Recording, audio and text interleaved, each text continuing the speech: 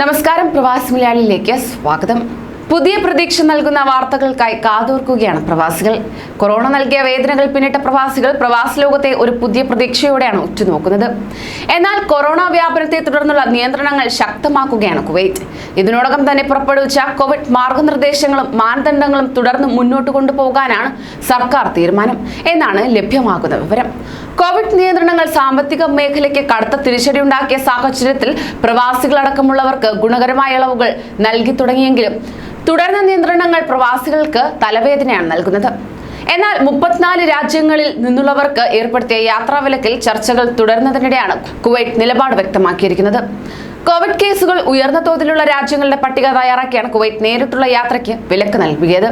India, Colombia, Armenia, Bosnia and Herzegovina, Indonesia, Chile, Italy, വടക്കൻ Macedonia, Montenegro, Dominican Republic, China, Brazil, Syria, Spain, Iraq, Mexico, Lebanon, Hong Kong, Serbia, Iran, Philippines, Bangladesh, Sri Lanka, Nepal, Pakistan, Egypt, Panama, Peru, Moldova, Afghanistan, Yemen, France, Argentina എന്നീ രാജ്യങ്ങളിൽ നിന്നാണ് കുവൈറ്റിലേക്ക് നേരിട്ട് വരുന്നതിന് അനുമതിയില്ലാത്തത്.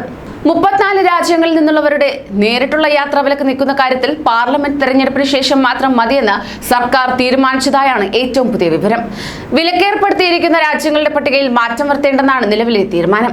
നേരിട്ടുള്ള യാത്രാവിലക്ക് താൽക്കാലത്തേക്ക് നീക്കില്ലെന്ന സൂചനയാണ് ഭരണകൂടം നൽകുന്നത്. ഈ സാഹചര്യത്തിൽ ഡിസംബർ 5-ന് നടക്കുന്ന കുവൈറ്റ് പാർലമെന്റ് തെരഞ്ഞെടുപ്പ് കഴിയും വരെ കാത്തിരിക്കേണ്ടതായി വരുമെന്നാണ് സൂചന. അതുവരെ യാത്രാവിലക്കുമായി ബന്ധപ്പെട്ട കാര്യത്തിൽ ചർച്ചകളോ ഇളവുകളോ വേണ്ട എന്ന നിലപാടാണ് കുവൈറ്റ് സർക്കാരിനുള്ളത്. യാത്രാവിലക്കിൽ ഇളവുകൾ നൽകിയാൽ തന്നെ കൂടുതൽ ആളുകൾ രാജ്യത്തെത്തുകയും അത് കോവിഡ് പ്രതിരോധ പ്രവർത്തനങ്ങളെ ബാധിക്കുമെന്നാണ് സർക്കാർ നിഗമനം. കോവിഡ് പ്രതിരോധ പ്രവർത്തനങ്ങളുടെ ഭാഗമായി യാത്രാവിലക്ക് തുടരുകയാണെങ്കിലും വിലക്കുള്ള രാജ്യങ്ങളിൽ നിന്നുൾപ്പെടെയുള്ള ഗാർഹിക തൊഴിലാളികളെ രാജ്യത്ത് എത്തിക്കാൻ നീക്കം ആരംഭിച്ചതായി സ്ഥിരീകരിക്കാത്ത റിപ്പോർട്ടും ഉണ്ട്. ഓൺലൈൻ രജിസ്ട്രേഷൻ ഡ്രൈവ് നടത്തിയ ശേഷം പ്രത്യേക വിമാനങ്ങളിൽ വീട്ടുജോലിക്കാരെ കൊണ്ടുവരാൻ ശ്രമിക്കുന്നതായാണ് സർക്കാർ പറയുന്നത്. എന്നാൽ തൊഴിൽ വിസയിലുള്ളവർക്ക് നിലവിൽ കുവൈറ്റിൽ എത്താൻ സാധിക്കില്ല എന്ന നിയമവും പ്രാബല്യത്തിലുണ്ട്. കൂടുതൽ പ്രവാസി വാർത്തകൾക്കായി ഈ ചാനൽ സബ്സ്ക്രൈബ് ചെയ്യൂ.